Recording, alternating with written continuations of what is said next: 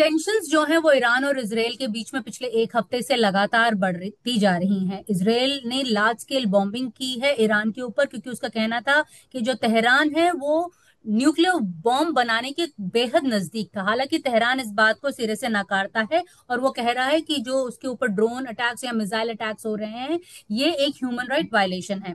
Iran जो है कल देर रात भी वहां पर काफी जो मिसाइल्स हैं वो दागे गए हैं। क्या टेंशन चल रही है इस रीजन में, उसे हम बारीकी से समझने के लिए हम बात कर रहे हैं स्पेशल गेस्ट से विवेक काजू साहब से। नमस्कार सर, शुक्रिया जनसत्ता से नमस्कार। बात करने के लिए। काजू साहब जो है एक रिटायर्ड डिप्लोमेट हैं और जो सेक्रेटरी रह चुके हैं मिनिस्ट्री ऑफ एक्सटर्नल अफेयर्स में, और काफी बारीकी से नजर रखते हैं इस रीजन पर। सर, सबसे पहले मैं आपसे यही जानना चाहूंगी कि जो अमेरिका बार बार अपने स्टेटमेंट्स बदल रहा है, तो आज के लिहाज से जब हम आपसे बात कर रहे हैं तो अमेरिका कहाँ खड़ा है? देखिए, अमेरिका का उद्देश्य तो साफ है कि और वो आज से नहीं, वो और दशकों से है कि ईरान के पास परमाणु हथियार नहीं।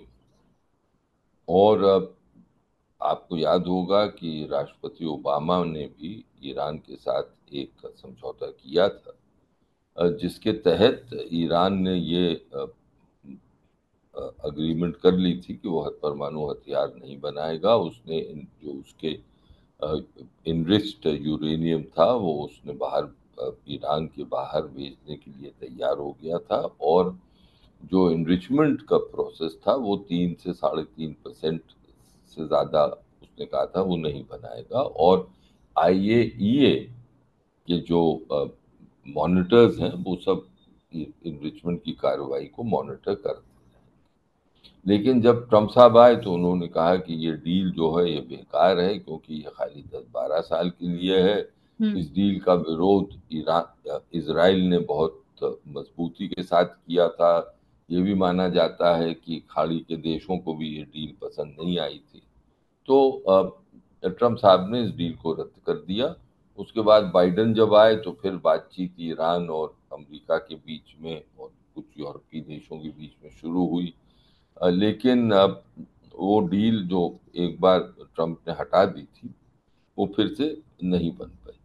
हम्म। अब आपने जैसे ठीक कहा, इजराइल का मानना है कि ये अ, ईरान जो है वो परमाणु हथियार बनाने के बहुत नजदीक आ गया है। और एक तरह से उसने चाहा कि वो अमेरिका का हाथ फोर्स करे, और इसीलिए ये अटैक किए गए। और ये अटैक अब तो हफ्ते भर से ज्यादा से चल रहे हैं। अ, इजराइल की तरफ से अपील यही है कि अमेरिका जो है उसी के पास ऐसे बम हैं और इतनी शक्ति है कि वो ईरान की जो इनरिचमेंट फैसिलिटीज हैं उनको समाप्त उनको ध्वस्त कर सकता है। कुछ ये भी समाचार आ रहे हैं कि इजराइल के पास भी कुछ साधन हैं जिससे वो कुछ इनको जो जो इनकी न्यूक्लियर फैसिलिटीज हैं ईरान की उनको इनफेक्टिव कर सकते हैं, जैसे फोडोर, खास हम्म। तौर पे हम्म। फोडोर फैसिलिटी जो है। इस बीच अंदाजा तो यही लग रहा था, क्योंकि ट्रम्प साहब जो हैं वो G7 शिखर सम्मेलन से एक दिन पहले ही आ गए थे कि अब फैसला जल्दी करेंगे। और लग ये रहा था कि वो अटैक ही करेंगे ईरान को। लेकिन अमेरिका के बीच में ट्रम्प के सपोर्टर्स में भी हम्म। मतभेद था कि ऐसा कदम उठाना चाहिए या नहीं उठाना चाहिए बिल्कुल, हाँ। राष्ट्रपति से। हम्म। अब जो आखिरी खबरें आ रही हैं वो ये हैं कि ट्रम्प 14 दिन के मोहलत ली है। और चाह रहे हैं, कह रहे हैं कि 14 दिन के अंदर तय करेंगे कि वो क्या करेंगे। और इस बीच में वो कह रहे हैं कि फिर बातचीत का सिलसिला हो सकता है जारी, कि वो अगर जैसे पहले एक राउंड हुआ था और फिर ओमान में होने वाला था जो कि नहीं हुआ क्योंकि इसराइल ने अटैक कर दिया था। तो वो चाहते हैं कि देखें कि कोई सूरत निकल सके। क्योंकि इनकी ट्रम्प की ये डिमांड है कि इसराइल न्यूक्लियर इनरिचमेंट करे ही नहीं। ईरान न्यूक्लियर इनरिचमेंट करे ही नहीं। ईरान को ये मंजूर नहीं है। वो कह रहे हैं कि भाई सिविलियन पर्पसेस के लिए तो हम करना, हमें हमें हक है अधिकार है हमारे। करने का। हम्म। और वो मॉनिटर हो सकती हैं लेकिन हमें अधिकार है, तो ये तो हम नहीं देंगे। हम्म। तो इस वक्त एक ही चीज या एक बिंदु साफ है, वो ये कि अमेरिका और ट्रम्प अब ईरान को परमाणु हथियार के रास्ते पे नहीं आगे बढ़ने। बढ़ने देंगे। क्या क्या साधन अपनाते हैं, अब इस पर देखना। देखना। सर इस बीच। ईरान। हम्म। जी। जी नहीं नहीं, इस ईरान आप कंप्लीट कीजिए सर। नहीं नहीं हम्म। नहीं नहीं, वो ये बताइए। मिडल ईस्ट में ये बताया जा रहा है कि जो अमेरिका है वो अपने एसेट्स को भी रीलोकेट कर रहा है। तो क्या ये मान सकते हैं कि पाकिस्तान भी उसकी कुछ मदद करेगा, या पाकिस्तान उसके लिए कोई इम्पोर्टेंट नहीं, इम्पोर्टेंस नहीं है उसकी? अब देखिए, पाकिस्तान एक बड़ा देश है, हमारी तुलना में छोटा है, भारत हम्म। की तुलना में। लेकिन वैसे अगर आप देखें तो दो कोई 24 करोड़ लोग हैं। पाकिस्तान के पास भी एक फौज है, प्रोफेशनल फौज है। पाकिस्तान के पास परमाणु हथियार भी है। और अमेरिका की डिप्लोमेसी पाकिस्तान की तरफ अब एक एक्टिव हो गई है। जैसे कि साफ दिखता है कि आसिम मुनीर, फील्ड मार्शल आसिम मुनीर को ट्रम्प साहब ने दावत पे बुलाया, लंच दिया, उस पर बातें हुई। उसके बाद जो बयान आए हैं उससे भी ऐसा लगता है कि बड़ी विस्तार में बातचीत हुई, ईरान के बारे में बातचीत हुई। अब लेकिन अब मुझे ये नहीं समझ आता है कि पाकिस्तान किस सूरत में अमेरिका की मदद कर सकता है। नेवल, अगर पाकिस्तान के पास इतनी नेवल शक्ति तो है नहीं उसके कि वो अमेरिका की मदद कर पाए। अमेरिका के पास क्षमता है, और जैसे आपने खुद ही कहा, वो अपने और जो उसके नेवल एसेट्स हैं इस हम्म। एरिया में, उसको बढ़ा रहा है। हम्म। अ, इसके साथ साथ उसको अ, कोई साधन, जैसे अफगानिस्तान तो लैंडलॉक्ड कंट्री थी, वहां पर कोई तो वो उस तरह की तो सिचुएशन है नहीं ईरान में। तो उसको कोई जमीनी रास्ते की तो जरूरत है नहीं पाकिस्तान में। पाकिस्तान के एयर स्पेस, मुझे नहीं लगता है कि उसको ज्यादा, अमेरिका को ज्यादा जरूरत होगी, जैसे पहले शमसी एयर बेस का उसने इस्तेमाल किया था अफगानिस्तान के संदर्भ में। एक ही सूरत हो सकती है कि अगर एक सिचुएशन ऐसी उत्पन्न, उथल पुथल हो जाए ईरान में, रिजीम कोलैप्स हो जाए कि विदेशी सैनिकों को भेजने की जरूरत पड़े कि किसी तरह स्थिति संभाली जाए, तो क्या अमेरिका चाहेगा कि पाकिस्तान अपने सैनिक भेजने को भेजे, और क्या पाकिस्तान इस पे तैयार होगा? इस पर हमें कुछ नजर रखनी पड़ेगी। ये अभी तो ये स्पेकुलेशन ही की स्टेज पर है जो मैं आपसे कह रहा हूँ। लेकिन अ, मेरा अनुभव यह है कि जो हम कभी कभी एंटिसिपेट नहीं करते हैं, वो भी सिचुएशन उत्पन्न हो जाती, तो इसी पे नजर रखेंगे। सर चीन का क्या रोल? और चीन का। देखिए, चीन अपने संबंध ईरान के साथ बढ़ा चुका है। चीन पश्चिम एशिया में भी हस्तक्षेप करा है। चीन ने एक अग्रीमेंट सऊदी अरेबिया और ईरान के साथ भी करवाई थी। तो चीन अपना रोल बढ़ा रहा है।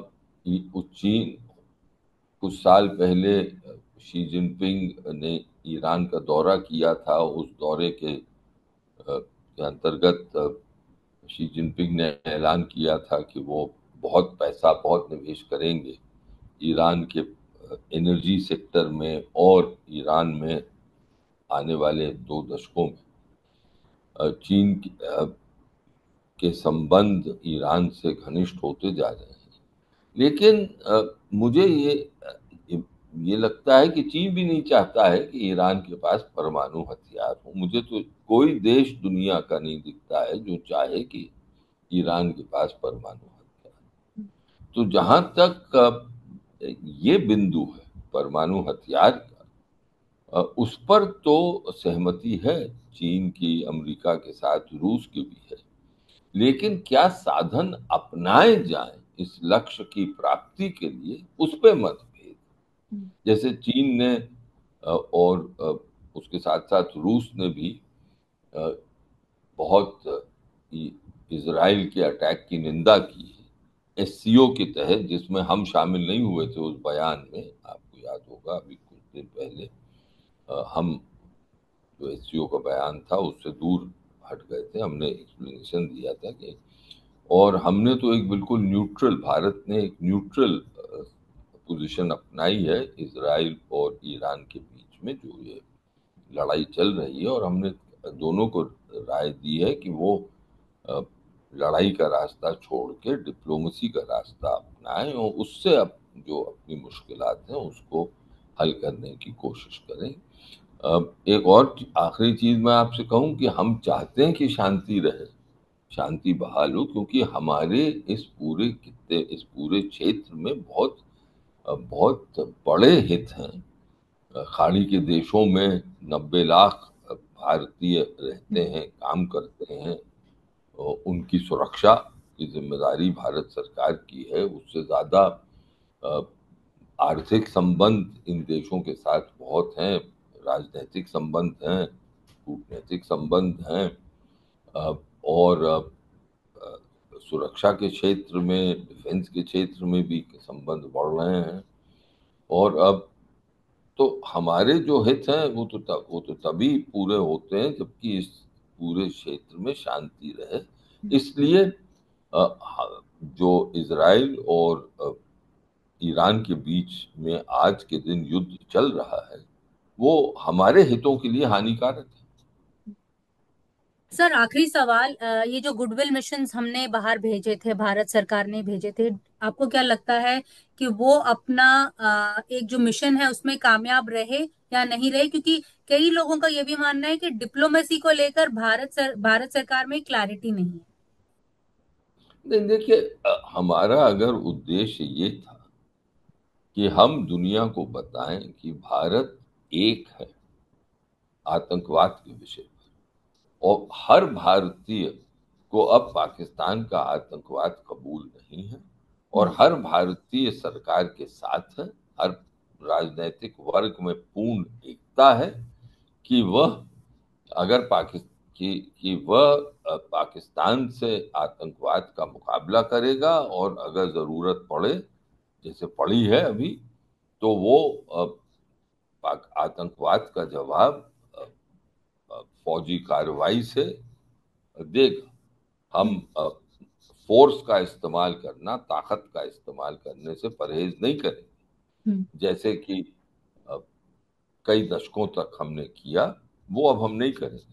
हमने दुनिया को ये भी बताया है, और मुझे लगता है ये जो मिशंस गई थी साथ, उन मिशंस ने भी ये साफ संदेश दिया कि देखिए, अब दुनिया को अगर परेशानी होती है भारत और पाकिस्तान के बीच में, अगर कोई आर्म्ड एक्शन हो या लड़ाई छिड़े, तो वो स्वाभाविक है, हम समझते हैं, क्योंकि दोनों के पास परमाणु हथियार है। लेकिन दुनिया को ये याद रखना चाहिए कि एस्केलेशन, यानी अगर लड़ाई की तरफ प्रोत्साहन होता है, तो उसका जैसे कि विक्रम मिश्री विदेश सचिव ने कहा था, और जैसे कई लोगों ने, जिसमें मैं भी शामिल हूँ, बहुत दिनों से, हम सालों से लिख रहे हैं कि एस्केलेशन का पहला कदम होता है